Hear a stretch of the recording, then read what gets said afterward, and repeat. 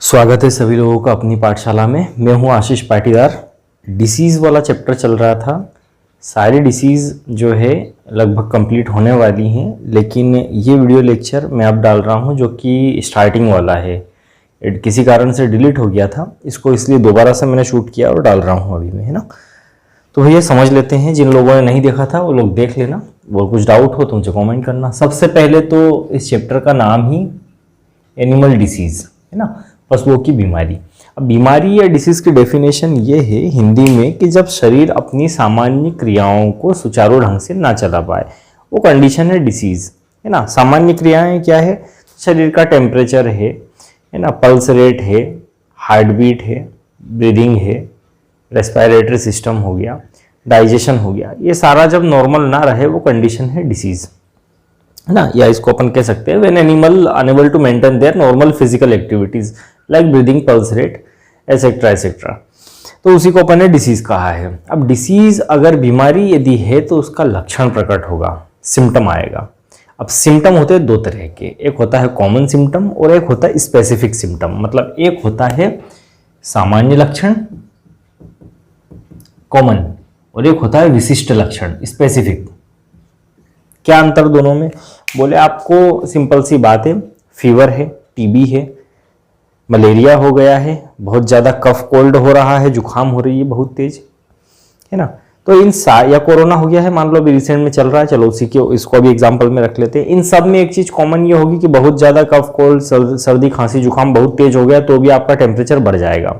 Fever में भी temperature बढ़ जाएगा, टीबी में भी मरीज का टेम्परेचर बढ़ जाएगा, कोरोना में भी टेम्परेचर बढ़ जाएगा। मतलब कि कुल मिलाकर के टेम्परेचर सब जगह बढ़ रहा है, तो सब जगह जो एक जैसा है वो क्या हुआ? सामान्य लक्षण या कॉमन सिम्टम। आई बात समझ में? लेकिन कोरोना में फेफड़ों में पानी भरने लगेगा, गंध चली जाएगी, स्वाद चला जाएगा। मलेरिया में कपकपी आने लगेगी, टेम्परेचर बढ़ा हुआ रहेगा, हाइपर स्वेटिंग होगी।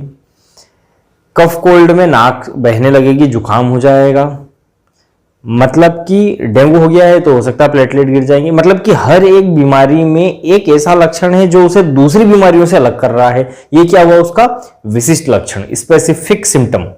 आया अंतर समझ में? तो यहां अपन जो पढ़ने वाले हैं डिसीज सारी आपने पढ़ी भी है पिछले लेक्चर्स में, तो आपने देखा कि भूख ना लगना, समूह से अलग अलग रहना, थूथन सूखना, कान ठंडे होना, टेम्परेचर, ये सारी चीजें कॉमन है। तो कॉमन सिम्टम हुए।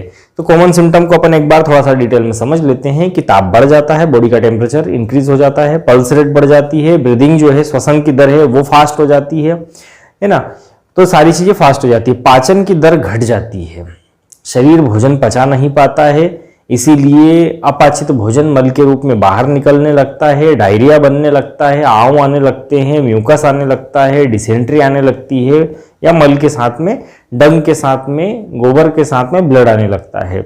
मूत्र का कलर गहरा पीला हो जाता है ना। आप प्राकृतिक छिद्रों से जो है अप्राकृतिक बहाव शुरू हो जाते हैं, ठीक है। और जो थूथन वाला हिस्सा जिसको अपन मजल मफल कहते हैं, हॉर्स में जिसको मजल कहते हैं और काऊ बफेलो गोट शीप में जिसको मफल कहा गया था, वो हिस्सा सूखने लगता है, उस पर क्रैक बनने लगते हैं, कान ठंडे पड़ने लगते हैं, लटकने लगते हैं। पशु खाना नहीं खाता है, सबसे मेन पॉइंट है वो खाना खाना छोड़ देता है, समझना बीमार हो गया। उसके लाइफ में most important thing is food material, और फूड मटेरियल यदि वो नहीं ले रहा है, फीड नहीं ले रहा है, खाना नहीं खा रहा है, मतलब समझना वो बीमार है, ठीक है। ग्रुप से सेपरेट हो जाएगा। तो कुल मिलाकर के भैया ये कंडीशन सारी क्या है? डिसीज। यहाँ काम की बात एक ही है, सारी डिसीज में टेम्परेचर बढ़ता है, केवल और केवल मिल्क फीवर में टेम्परेचर डिक्रीज होता है, घटता है 96 to 98 डिग्री फ़ारेनहाइट, 96 से 98, एग्जैक्ट 98 डिग्री फ़ारेनहाइट। तो ध्यान रखना भैया, जब आपका मन ना करे साथ में रहने का, किसी के अलग अलग अकेले रहने का मन करे, खाना अच्छा ना लगे, दिल की धड़कनें तेज होने लगे, श्वास फूलने लगे और प्राकृतिक छिद्रों से बहाव शुरू हो जाए, तो समझना क्या हो गई है? बीमारी, ठीक है। तो ये हो गई डेफिनेशन। अब बात करते हैं, आगे बढ़ते क्लासिफिकेशन की, बीमारियों का वर्गीकरण। वर्गीकरण में सबसे पहले प्रारंभ होने के आधार पर, या कहेंगे on the basis of genesis, प्रारंभ होने के आधार पर। प्रारंभ होने में बोले तीन तरह की बातें हैं। एक है जो बीमारी अनुवांशिक रूप से आती है, या कहें पैतृक रूप से आती है, हेरिटेबल है, तो कहा कि अनुवांशिक है ये।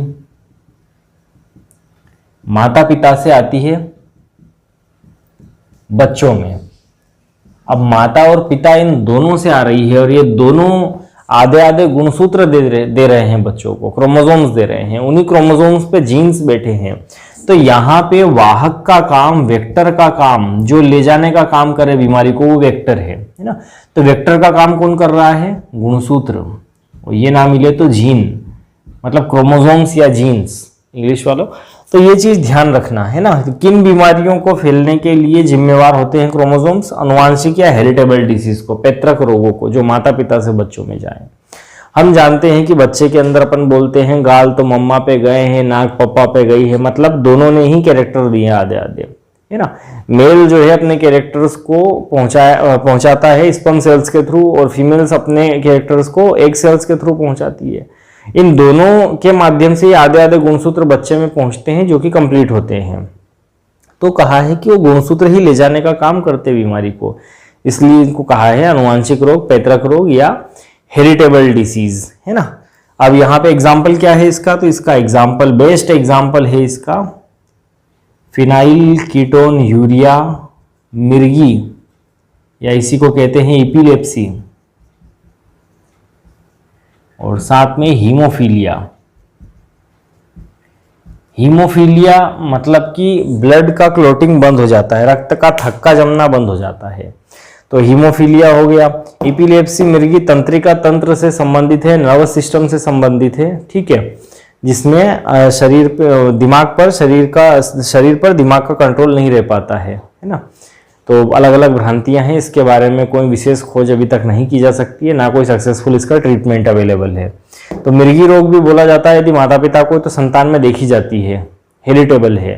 तो इसीलिए गांव में देखते हैं कई बार के आसपास ऐसे केसेस भी देखते हैं कि किसी को एपिलेप्सी मिर्गी है तो उस व्यक्ति का विवाह नहीं होता।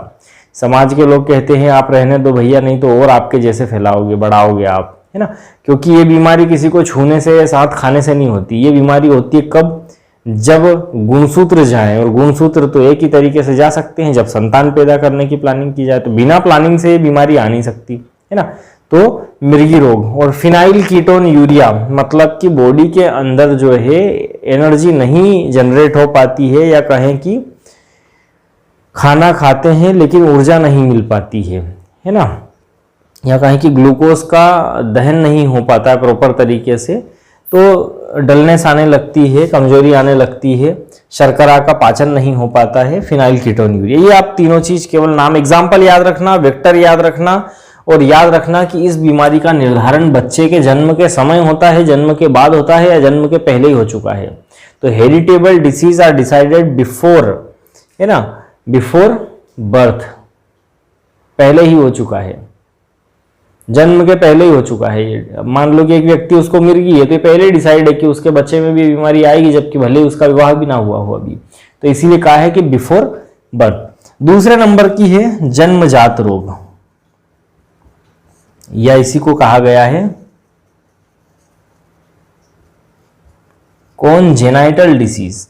कॉन्जेनाइटल या जन्मजात नाम से पता चल रहा है, इंग्लिश में नाम है कॉन्जेनाइटल, मतलब ये आ रही है जेनाइटल ऑर्गन से। जेनाइटल ऑर्गन मतलब कि जनन अंग, और जनन अंग यहाँ पे है प्रमुख रूप से गर्भाशय। ये बीमारी आती गर्भाशय से। अब गर्भाशय किसमें है, नर में या मादा में? तो सिंपल सी बात है, मादा में, फीमेल्स में। मतलब ये बीमारी केवल किससे आएगी? माता से। किसमें? बच्चे में। किस समय? गर्भावस्था के समय, इसलिए तो कहा गर्भाशय से आ रही है। तो गर्भावस्था के समय होता क्या है कि माँ को बीमारी लग गई। कहाँ से लगी?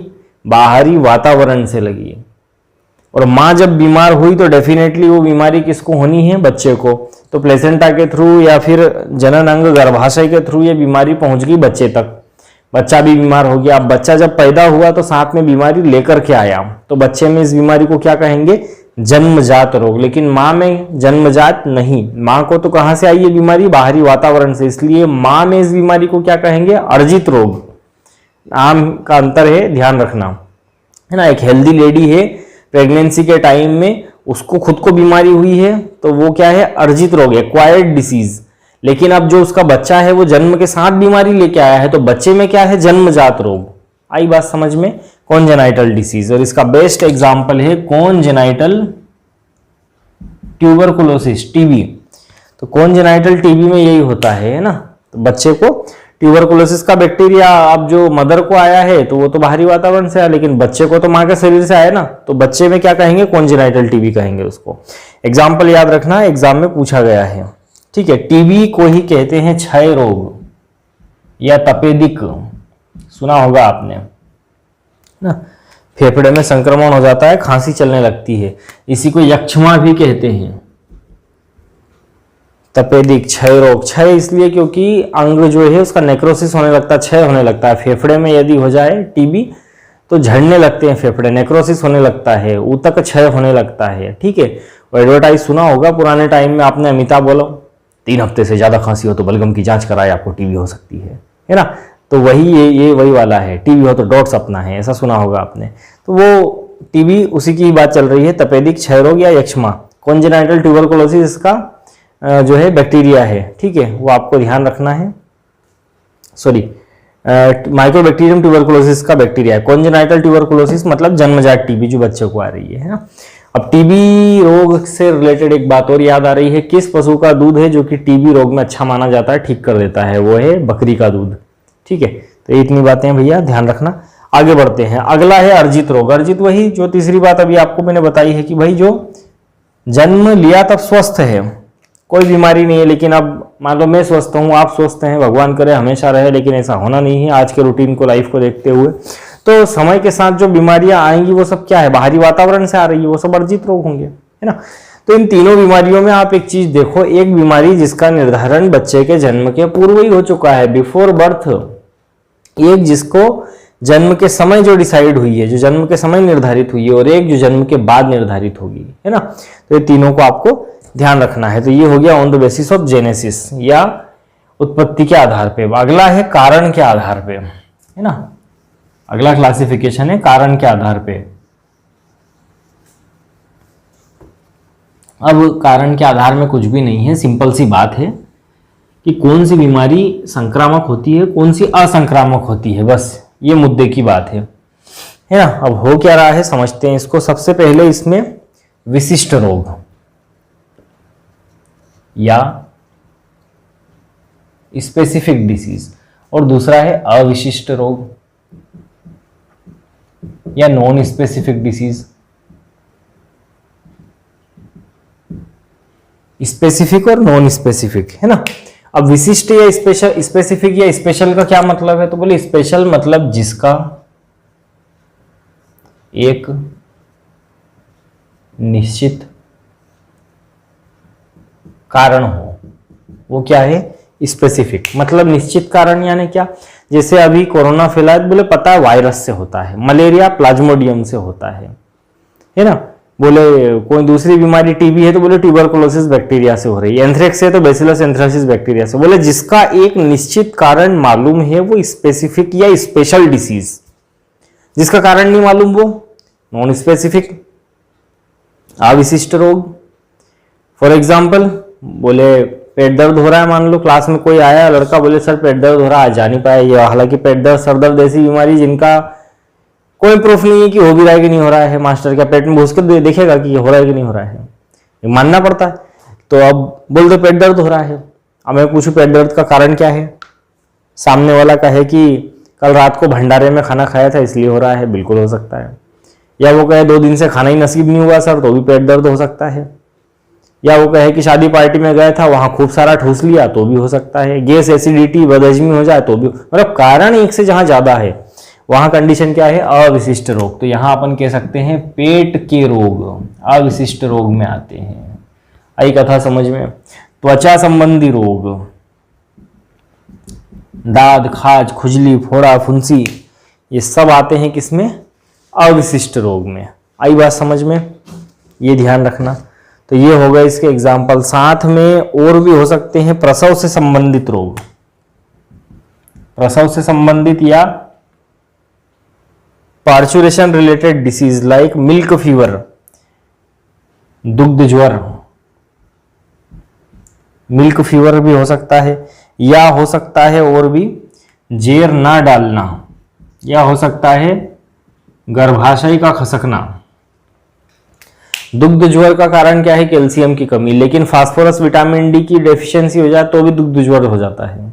ठीक है, बहुत ज्यादा दूध देने वाला पशु है और यदि उसमें ध्यान नहीं रखा गया तो भी ये बीमारी हो जाती है, कैल्शियम की कमी होने लगती है, कैल्शियम जो है ब्लड स्ट्रीम से अलग होने लगता है तो भी हो जाती है। कभी कभी ये चीज़ हेरिटेबल भी देखी गई है, क्योंकि ज़्यादा दूध देने वाले पशु के बच्चे भी ज़्यादा दूध देने वाले ही होते हैं, है ना। तो दुग्ध ज्वर कारण एक से ज़्यादा है। इसलिए जेर न डालना ऑक्सीटोसिन की डेफिशिएंसी से, माइक्रो न्यूट्रिएंट्स मिनरल की डेफिशिएंसी से, वीकनेस के कारण भी हो जाता है, हेरिटेबल भी देखा जाता है कई बार। कारण एक से ज़्यादा अविशिष्ट है। गर्भाशय का खसकना, इसको कहते हैं प्रोलेप्स, है ना, डिस्प्लेसमेंट ऑफ यूट्रस। अब गर्भाशय अपनी जगह से खसकता है कई कारण से, है ना। अब गर्भाशय खसकने के लिए जिम्मेदार एक कारण जो माना जाता है कि मैन्युअली जब बच्चे का बर्थ हो रहा होता है, जन्म हो रहा था भैयू का, तो उस टाइम यदि बछड़े के पैरों को, अरे मरे जा रहा है, सीटियां बजाए जा रहा, यदि बछड़े के पैरों को तेजी से पकड़ के खींच दिया तो इस कंडीशन में जो गर्भाशय होता है, जिसको होल्ड करके रखने का काम जो तंतु करते हैं, या कहें कि जो लिगामेंट्स जो है उसको होल्ड करके रखे हुए हैं, वो लिगामेंट्स छूट जाते हैं, ढीले हो जाते हैं। अगली बार जब प्रेगनेंसी होगी तो उतने मजबूती से वो होल्ड नहीं करके रख पाएंगे, अपनी जगह से गर्भाशय खसकेगा। तो डिस्प्लेसमेंट ऑफ यूट्रस का ये एक कारण हुआ, प्रोलेप्स जिसको कहा गया है। गाँव में इसको बोलचाल में कहते हैं कांटा निकलना, गाय में भैंस में कांटा निकल आया, गर्भाशय अपनी जगह से, जनन अंग अपनी जगह से खसक जाते हैं और बाहर से वल्वा वाले पार्ट से देखें तो रेड कलर के ऑर्गन्स अंदर दिखाई देते हैं, है ना। तो एक तो ये कारण हुआ। दूसरा भैया ब्रुसेला करके एक बैक्टीरिया होता है, उसके कारण भी ये इन्फेक्शन होता है तो भी ये हो जाता है। एक्टिनोमाइकोसिस के कारण भी हो जाता है, न्यूट्रिएंट डेफिशिएंसी से भी हो जाता है, कई बार हेरिटेबल भी देखा गया है। कारण कुल मिला के एक से ज्यादा है, इसलिए इसको रखा गया है अविशिष्ट रोग में, है ना। तो नवजात शिशु के रोग भी होते हैं। नवजात शिशु के रोग जैसे नाभि रोग, रिकेट्स, डिप्थीरिया, नाभि रोग नवजात के रोग भी कह सकते हैं यहाँ पर, या नियोनेटल डिसीज, है ना। तो नियोनेटल डिसीज में हो सकता है नेवलिल, नाभि रोग। नाभि रोग का कारण है भैया बैक्टीरियल इन्फेक्शन, खिंच जाए, बछड़े के पैर के नीचे आ जाए, कोई जानवर खरोच मार दे, या सीजर कैंची जो है वो साफ नहीं ली जाए काटने के लिए, तो कारण एक से ज्यादा है। मैं बता चुका हूँ पिछले लेक्चर में, जब आपने सुना होगा, है ना, नवजात बछड़ों के रोग जब बताए थे, नेवलिल और अपना बछड़ों का दस्त, सफेद दस्त, है ना, ये दोनों चीज मैं बता चुका हूँ, बहुत डिटेल में सारा पढ़ाया है मैंने, तो पिछले लेक्चर देखना। तो भैया नवजात के रोग में नाभि रोग हो गया। रिकेट्स में बता चुका हूँ पहले, अभी थोड़ी देर पहले ही, कि कैल्शियम की, विटामिन डी की और फास्फोरस की डेफिशिएंसी। इसमें भी मेनली अगर आंसर देना हो तो विटामिन डी की डेफिशिएंसी से। अगर विटामिन डी नहीं है तो कैल्शियम फास्फोरस लगा सकते हैं, लेकिन मेनली विटामिन डी। पर कारण एक से ज्यादा है जो रिस्पॉन्सिबल है ना। तो कुल मिला के ऑल ऑफ दिस आएगा आंसर। तो भैया रिकेट्स भी इसमें आ जाएगा। और डिप्थीरिया, गले का इन्फेक्शन है, बैक्टीरियल इन्फेक्शन है, तो कारण एक से ज्यादा। कुल मिला के आपको यहाँ पे रटना है, ये पूछे गए हैं एग्जाम में, ये भी पूछा जाता है, इसको अपन समझ लेते हैं। अविशिष्ट समझ में आया, कारण एक से ज्यादा, विशिष्ट जहां एक निश्चित कारण है। अब विशिष्ट में भी कुछ रोग ऐसे होते हैं जो एक से दूसरे को फैल जाते हैं, जिनको कहा गया है संक्रामक रोग। संक्रामक हिंदी का शब्द है ना, इंग्लिश में कहते हैं इन्फेक्शियस। इन्फेक्शियस का अर्थ ही क्या होता है? जो फैल जाए। हर वो चीज जो फैले वो इन्फेक्शियस है ना। तो यहाँ पे संक्रामक रोग जो बीमार से स्वस्थ में फैल जाए वो संक्रामक, जैसे कोरोना है, संक्रामक बीमारी है, एक से दूसरे को फैल रही, इसलिए तो मास्क लगा रहे, इतनी सावधानियां रख रहे हैं। तो हर वो बीमारी जो सूक्ष्म जीव माइक्रो ऑर्गेनिज्म से होती है, मोस्टली चांस है कि वो संक्रामक होगी। लेकिन एक कंडीशन आती है कि संक्रामक क्या टच करने मात्र से, छूने मात्र से फैल जाती है? तो ये जरूरी नहीं है कि छूने मात्र से फैल जाए, लेकिन कुछ बीमारियां ऐसी होती है जो छूने मात्र से ही फैल जाती है। कांटेक्ट में रहना तो बहुत जरूरी नहीं है, कांटेक्ट में रहो तो फैल ही जाएगी, लेकिन छूने मात्र से ही फैल जाएगी। तो उनको कहते हैं कॉन्टेजियस डिसीज। कॉन्टेजियस, छुआछूत वाले रोग, छूत के रोग। तो क्या कॉन्टेजियस या छुआछूत वाली बीमारी संक्रामक है? अरे भैया, छुआछूत से जो फैल रही है, और फैल रही मतलब संक्रामक तो ऑलरेडी वो है। तो सारे छुआछूत वाले रोग संक्रामक होते हैं, लेकिन सारे संक्रामक रोग छुआछूत के रोग नहीं होते हैं। Every contagious disease are infectious, but every infectious disease are not contagious. इसको एक एग्जाम्पल से अपन समझते हैं। विद्यार्थी जीवन में होने वाला एक सामान्य रोग है खुजली। आप जो समझ रहे हो वो वाली खुजली नहीं है ना, दिमाग की खुजली नहीं, शरीर की खुजली। उंगलियों के पीछे, कान के पीछे, गर्दन में, पसीना जहां आए वहां विशेष स्थानों पे खुजली चलना। अब खुजली में होता क्या है कि स्किन पे ऐसे ऐसे ऐसे रिंग बनने लगती है। डॉक्टर के पास जाओ तो कहता है भैया फंगल इन्फेक्शन है, टीनिया के कारण हो गया है। अब टीनिया की बहुत सारी स्पीसीज है। तो जब भी वातावरण में नमी हो और उमस भरा वातावरण हो, पसीना आता हो, उस कंडीशन में ये बीमारी ज़्यादा होती है। विद्यार्थी जीवन में हॉस्टल और कमरों में, गद्दों में, बिस्तरों में, चद्दरों में इसका जो फंगस है, कवक है, वो मिलता है ना। तो ये बड़ी कॉमन बीमारी है स्टूडेंट लाइफ में। अब तुम अपने दोस्त के रूम पे गए, वो पहले से ग्रस्त था इसके कारण, उंगलियों के पीछे खुजला रहा था, गर्दन खुजला रहा था, तौलिया इधर उधर जो है घिस घास के रखा हुआ था उसने। तुम गए उसके रूम पे, गर्म जोशी से हाथ मिलाया, पहले तो दे दिया उसने, कर दिया दान, गुप्त दान। और कमी रह गई थी तो गले लग लिए, गर्दन चिपका दी उसने। और कमी रह गई थी तो बढ़िया तुम भाई बोले हाथ धो के खाना खाते हैं, तुम हाथ धो के, मुंह धो के आए, सब धो धा के आए और उसके तौलिए से पोछा पाछी मचा दी तुमने और बैठ गए तुम, सब दूर तुमने ले लिया है। मतलब आए सिंपल कांटेक्ट में ही हो टच करके, पर आ गया अब तो फंगस, टीनिया पहुंच गया तुम्हारी बॉडी पे, तो पूरे चांस है कि तुमको भी हो जाएगी डिसीज, है ना। तो ये क्या हो गई कॉन्टेजियस। मतलब कॉन्टेजियस छुआछूत के रोग संक्रामक तो है ही, फैल रहे हैं एक दूसरे को। पर मान लो जैसे अपन लोगों ने क्लास में कई बार सुना भी है, तुमने मास्टर आके कहता है बेटा छींक रहे हो सबके सब, तो मुंह पे रुमाल लगा लो, हाथ लगा लो, कुछ तो लगा लो, है ना। लेकिन तुम हो कि मानते नहीं हो। इसका मतलब क्या है? इसका मतलब ये है कि मास्टर मना कर रहा है, क्योंकि तुम छींकोगे पंखे की हवा से दूसरे लोगों के बॉडी में भी वो जो वायरस है, जो इन्फेक्शन है, इन्फेक्शियस माइक्रो ऑर्गेनिज्म है, वो उड़ के जाएगा अंदर लंग्स तक और वहां जाकर के वो इन्फेक्शन कर देगा। मतलब स्वस्थ आदमी भी बीमार हो रहा है। यानी कि कफ कोल्ड भी क्या है, जुकाम क्या है, संक्रामक है। पर इसका मतलब ये कि जुकाम वाला आदमी ऐसे छूते हुए जाए, हाथ मिलाता जाए तो सबको जुकाम होना तय है? बोले नहीं, ये ऐसा जरूरी नहीं है। तो सारे संक्रामक रोग छुआछूत के रोग हो ऐसा आवश्यक नहीं है। Every infectious disease will contagious, it is not necessary, but every contagious disease is infectious, है ना। ये चीज आपको ध्यान रखना है भैया। ये क्लियर हो गया होगा कि संक्रामक क्या है। संक्रामक में फिर छुआछूत वाले क्या है। संक्रामक का एक अपोजिट है असंक्रामक। अच्छा, लोग सोच रहे होंगे कुछ लोग कि संक्रामक में एग्जाम्पल क्या है, तो मैंने बता दिया, जितने भी माइक्रो ऑर्गेनिज्म सूक्ष्म जीव से हो रहे हैं सब संक्रामक।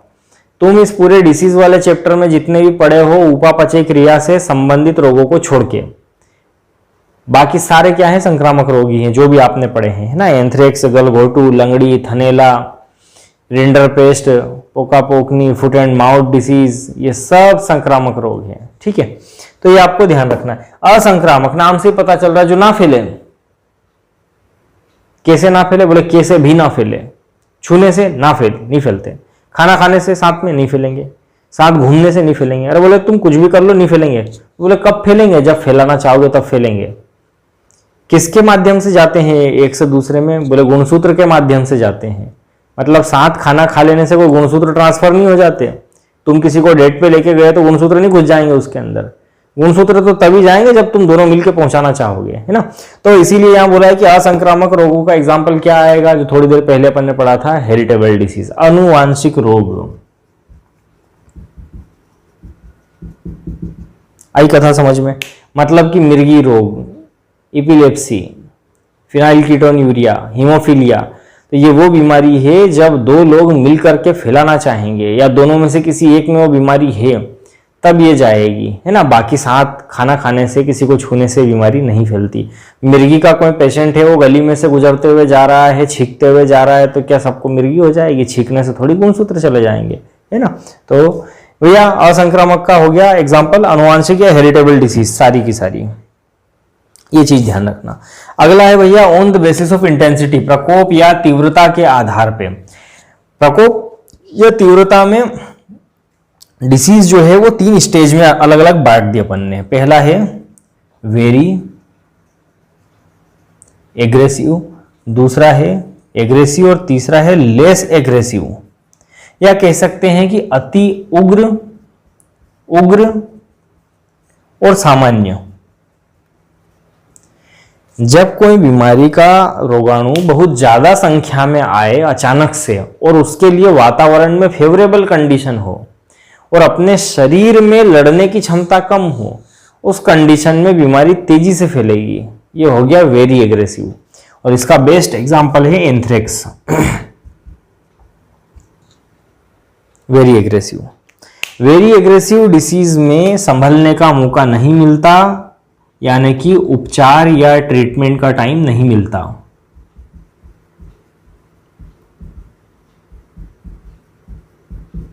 बहुत कम या नहीं के बराबर, और क्या हो जाती है? मृत्यु। There is no time of treatment and sudden death occurs in this disease.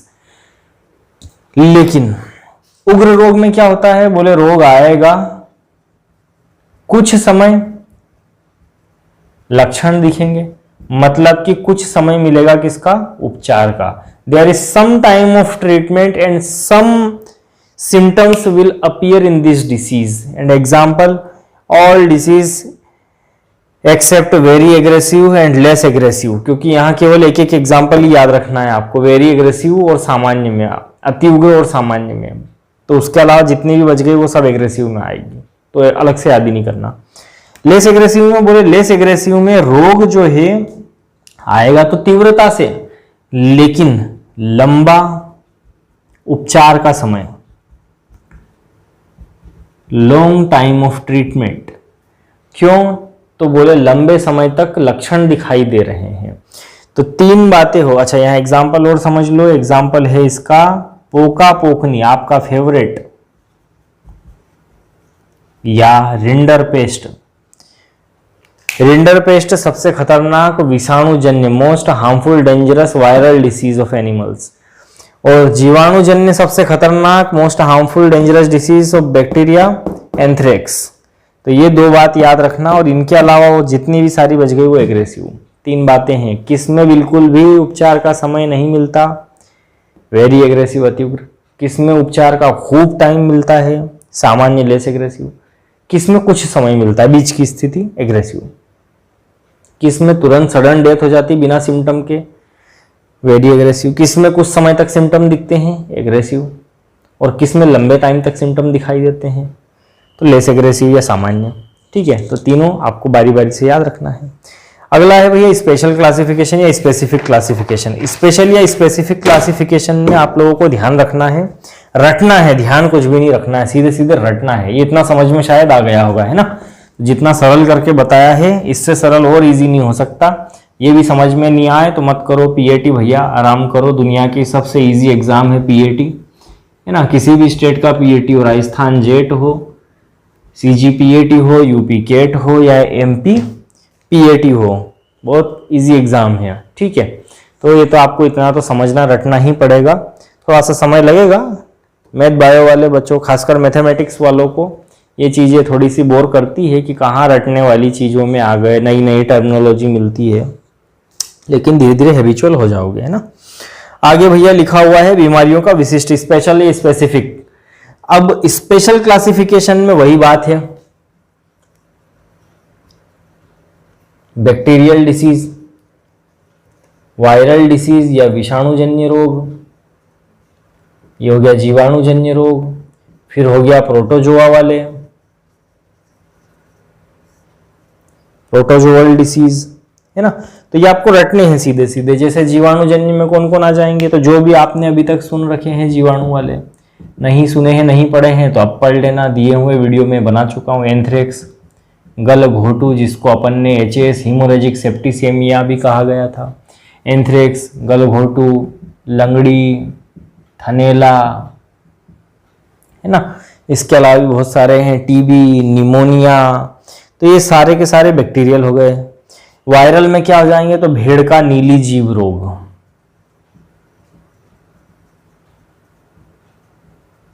Blue tongue disease of sheep, और इसको फैलाने का, इसके वेक्टर का काम करती है क्यूलिकोइड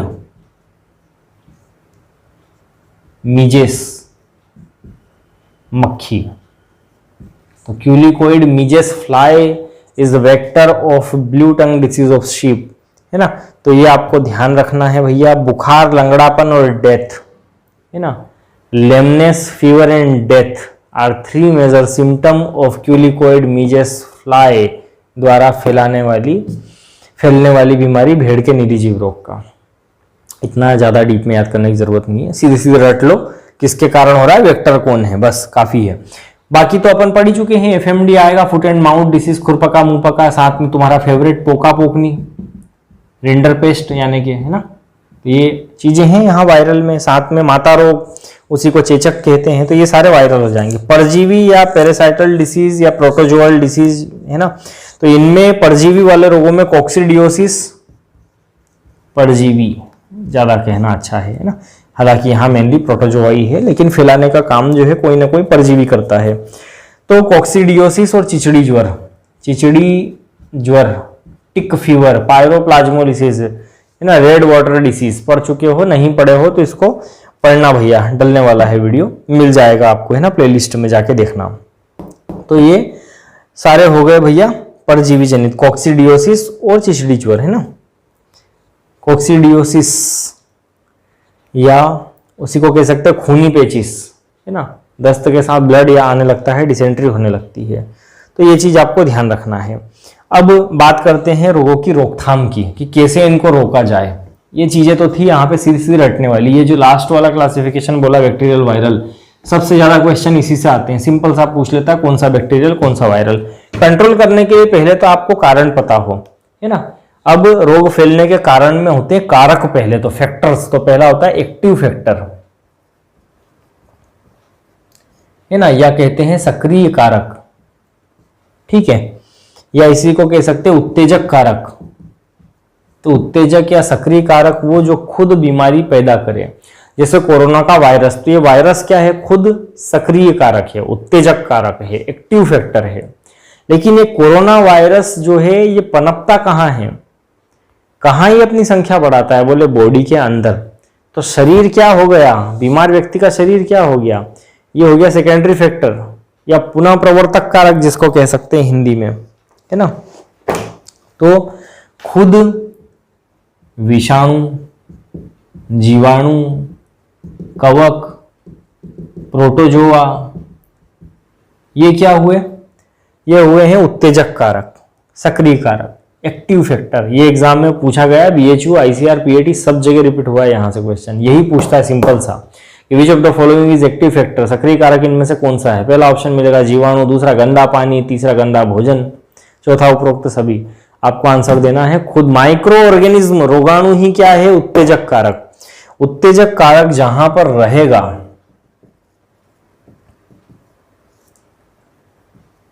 और अपनी संख्या बढ़ाएगा, वो जगह है पुनः प्रवर्तक कारक, सेकेंडरी फैक्टर। गंदा पानी, दूषित भोजन, है ना, गंदा बाड़ा, गंदे बाड़े में थनैला का रोगाणु पनपता है, दूषित भोजन में क्लोस्ट्रीडियम पनपता है, क्लोस्ट्रीडियम सोवियाई और सेप्टिका, लंगड़ी रोग का कारक। तो ये सारी चीजें जो कि उस सूक्ष्म जीव को, उस रोगाणु को पनपने के लिए वातावरण दे, वो क्या है, पुनः प्रवर्तक कारक, है ना। कई सारे पशुओं को एक साथ बांधना, अनुचित प्रजनन, ठीक है, गंदा पानी, अस्वच्छ बाड़ा, ये सारी चीजें क्या, पुनः प्रवर्तक कारक।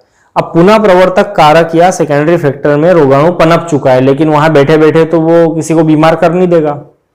जैसे मान लो कि एक रोगाणु है, जो आजकल चल रहा है कोरोना का वायरस है, वो वायरस क्या हो गया, उत्तेजक कारक।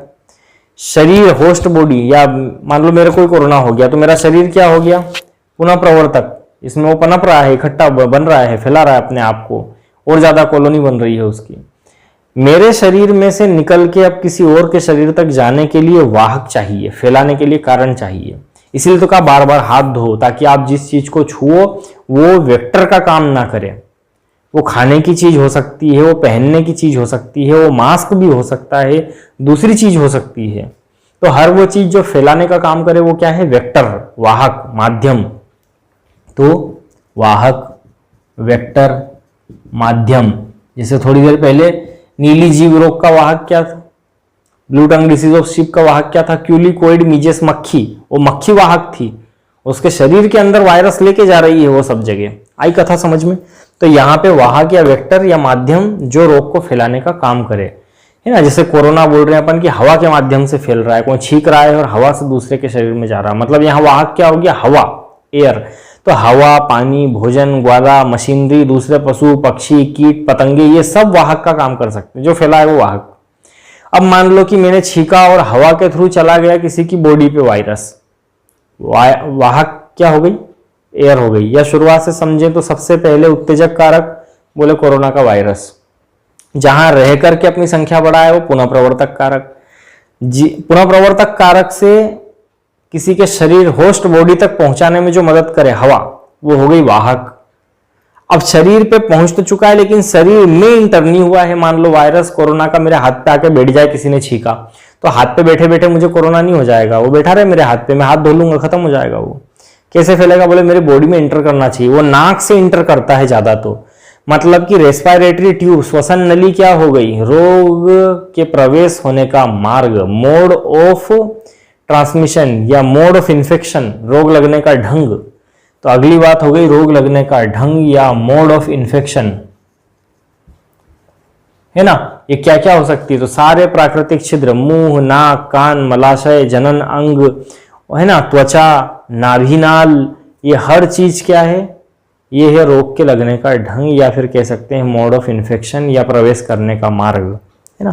तो ये बातें हैं भैया जो आपको ध्यान रखनी है, ठीक है। ये सीक्वेंस में याद रखना, याद करना आसान हो जाएगा। अब क्या क्या सावधानी रखें, मान लो कि रोग हो ही गया है तो बोले सबसे पहले तो जो काम किया जाता है वो किया जाता है आइसोलेशन, पृथक्करण या अलगाव। तो पृथक्करण, आइसोलेशन या अलगाव। जैसे किसी को पता चल जाए कि भैया बीमारी के लक्षण दिख रहे कोरोना के, तो सबसे पहले उसको ग्रुप से अलग करके, घर के सदस्यों से अलग करके एक सेपरेट रूम में रखते हैं। उस रूम को कहते हैं आइसोलेशन बॉक्स। एनिमल्स के लिए बात चल रही है। तो आइसोलेशन बॉक्स कितना साइज का होना चाहिए, 150 स्क्वायर फीट का, 150 स्क्वायर फीट का होना चाहिए।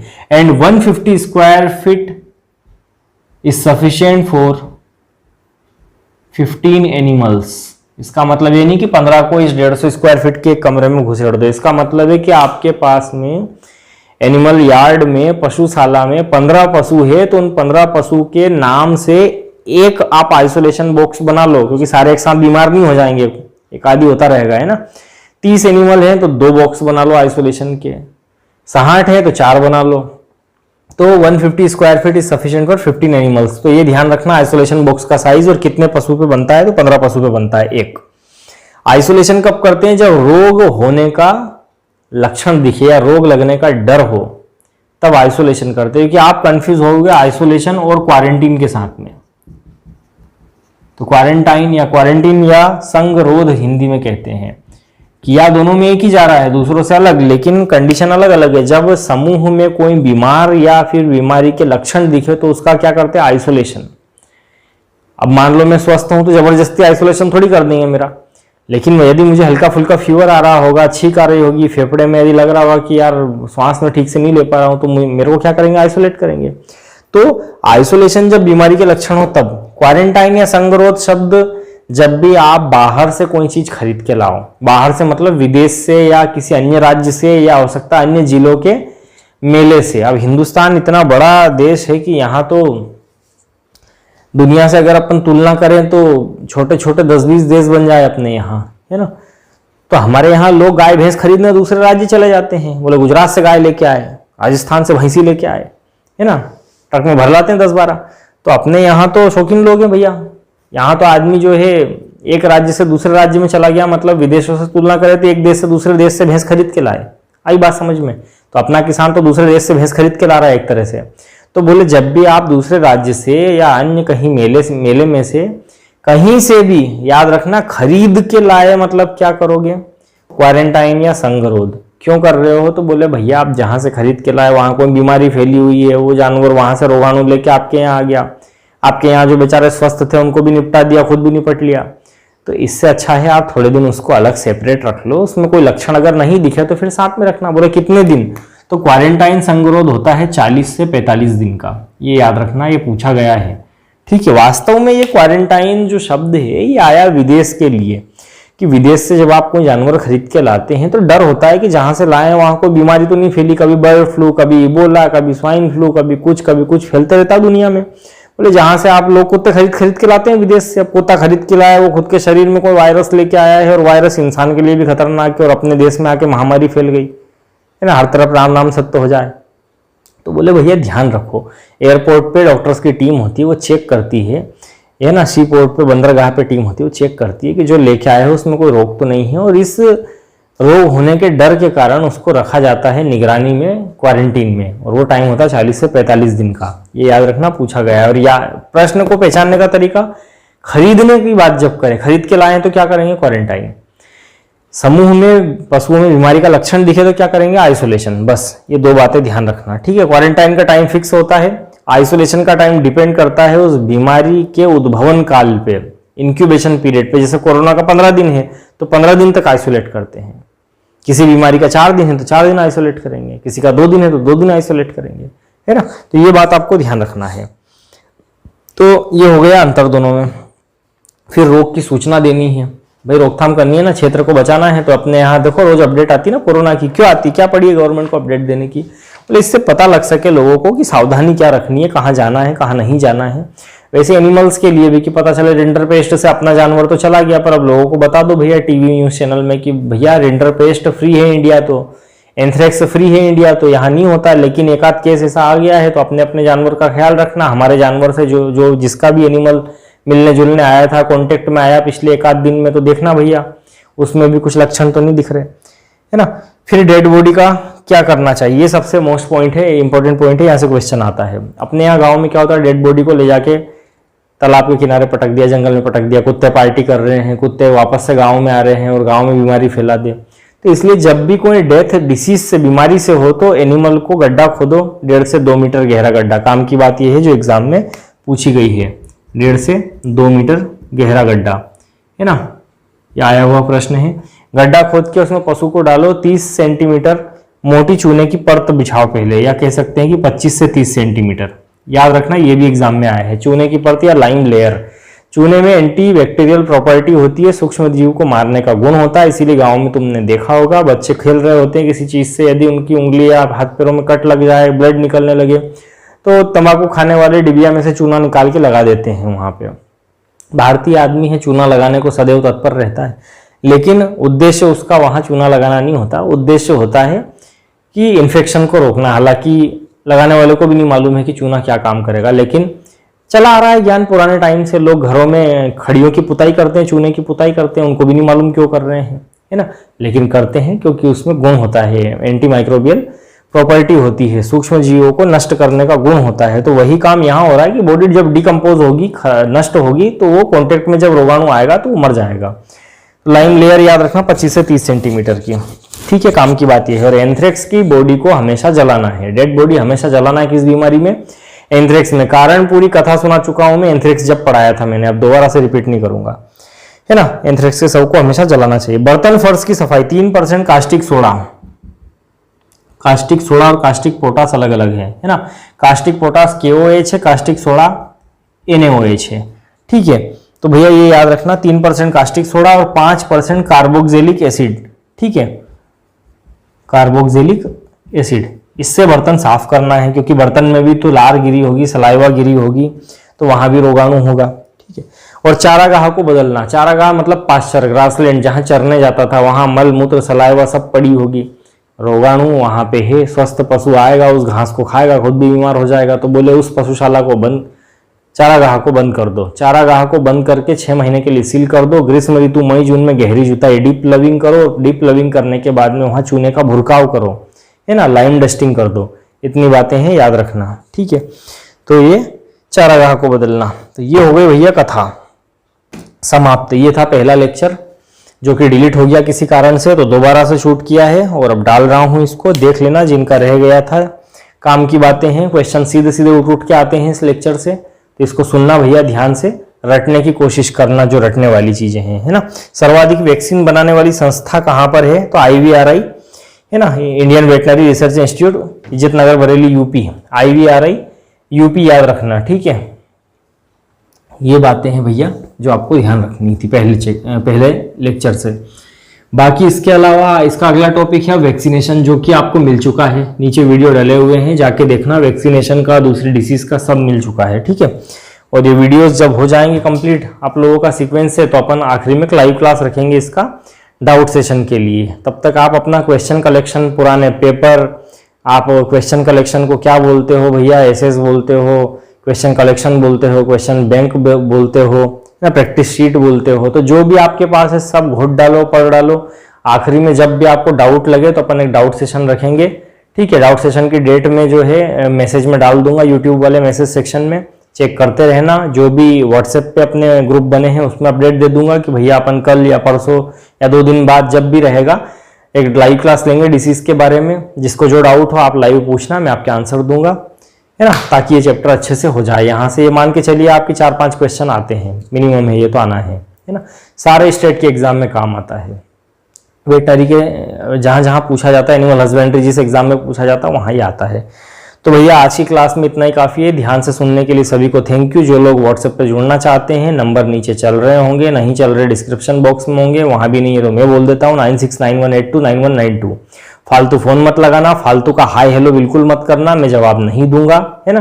काम की बात यह है कि अपना नाम, अपना जिला, अपना तहसील और कितने ड्रॉप हो चुके हैं, कहाँ से हो चुके हैं, इतना डिटेल सेंड करना। मैं ऑटोमेटिक आप लोग 2-3 दिन में ग्रुप में जुड़ जाएंगे, ठीक है। वहाँ आपको अपडेट मिलती रहेगी। अपडेट केवल और केवल प्री यूजी की ही नहीं, प्री पीजी से रिलेटेड भी, आने वाले वैकेंसी से रिलेटेड भी, और वैकेंसी से रिलेटेड स्टडी मटेरियल से रिलेटेड भी, है ना। तो जिन लोगों को भी स्टडी मटेरियल की ज़रूरत लग रही है या जिनको जो है पेपर्स की ज़रूरत लग रही है, ठीक है, तो वो लोग कॉन्टेक्ट कर सकते हैं। स्टडी मटेरियल पेपर की जो कॉस्ट है, जो प्रिंटिंग कॉस्ट है, वो आपको पे करना पड़ेगी, कोरियर चार्ज आपको पे करना पड़ेगा। तो इतना काफ़ी है। मिलते हैं अगली क्लास में नए टॉपिक के साथ में। आज